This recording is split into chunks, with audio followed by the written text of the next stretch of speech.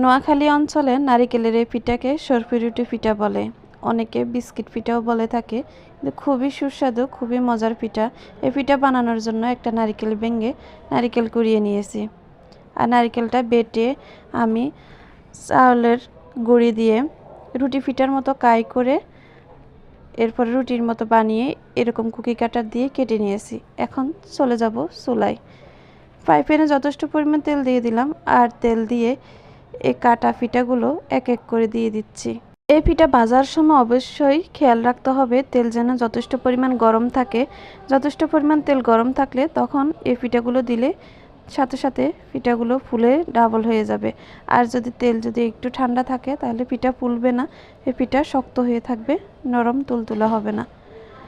পিঠাগুলো যখন এরকম হালকা একটু গোল্ড কালার হয়ে আসবে তখন চেষ্টা করবেন তাড়াতাড়ি পিঠাগুলো তুলে নেওয়ার জন্য, কারণ এর থেকে বেশি কালার আসলে পিঠাগুলো শক্ত হয়ে যাবে, নরম তুলতুলে থাকবে না।